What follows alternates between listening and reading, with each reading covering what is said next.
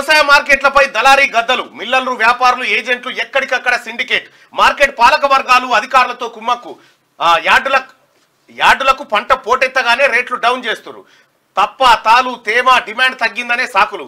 పంటలేవైనా దళారులు చెప్పిందే రేటు. వడ్లు, మక్కలు, మిర్చి, పల్లి అన్నింటిది అదే పరిస్థితి. దోపిడీకి గురవుతున్న అన్నదాతలు.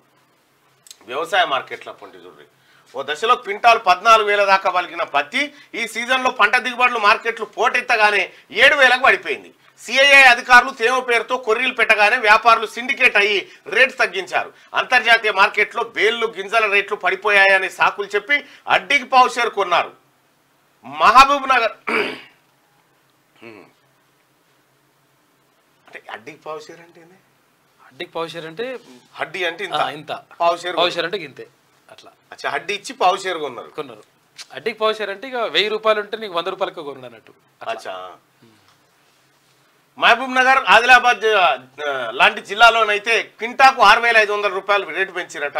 ఇక ఇటీవల వరంగల్లోని ఎనమాముల మార్కెట్కు మిర్చి పోటెత్తింది. ఉదయం కుప్పల దగ్గరికి వచ్చిన వ్యాపారులు చపట రకం మిర్చికి 28,000 జెండా పాట పెట్టి 2-3 కుప్పలు కొని వెళ్ళిపోయారు. ఆ తర్వాత వచ్చిన అర్తిదారులకు కుప్పల చుట్టూ తిరిగి క్వాలిటీ లేదని పెదవిర్చి 14,000కి ఇవ్వాలని అడిగారు. ఒప్పుకోని రైతులు కోల్డ్ స్టోరేజెస్లో దాచుకుందామని వెళ్తే వాటిని వ్యాపారులు అప్పటికే బ్లాక్ చేసి పెట్టుకున్నారట. కోల్డ్ స్టోరేజ్లు కూడా బ్లాక్ చేసి పెట్టుకున్నారు. ఎంత డ్రామా చూడు. ఇప్పుడు కూడా రైతన్నకే వస్తుంది గోస. ఇది ఇట్లుండి ఇది ఒక టైప్ అయితే ఇంకొకటి, మిల్లు లేని దళారికి 220 కోట్ల ధాన్యం ఇచ్చిరట. ఆయనకి మిల్లే లేదట. చూసుకోగా ఒడ్లు పట్టుమని ఇచ్చిరట మన గత సర్కారు. బీఆర్ఎస్ మాజీ ఎమ్మెల్యే అనుచరుడి అక్రమాలు, 10 లక్షల మెట్రిక్ టన్నుల వడ్లు మాయం, అధికారుల తనిఖీలో బయటపడ్డ భాగవతం. ఈ సీజన్లో కేంద్రం ఏ గ్రేడ్ వడ్లకు 2,203 రూపాయలు, కామన్ రకానికి 2,183 మద్దతు ధర ప్రకటించింది. కానీ జనగామ మార్కెట్లో ట్రేడర్లు కుమ్మక్కై ఈనాం పద్ధతిలో 1,800 నుంచి 1,900 మధ్య కొన్నారు. క్వింటాల్కు 500 నుంచి 600 వరకు తగ్గించడంతో ఆగ్రహించిన రైతులు ఆందోళనకు దిగడంతో వారం క్రితం 3 ట్రేడర్లపై ప్రభుత్వం క్రిమినల్ కేసులు పెట్టింది. దీంతో మద్దతు ధర పెట్టలేమని, క్రిమినల్ కేసులు ఎత్తివేయాలని డిమాండ్తో ట్రేడర్లు కొనుగోలను బంద్ పెట్టారు. మంత్రులు చెప్పినా వినిపించుకోకుండా 5 రోజుల పాటు మండికేశారు.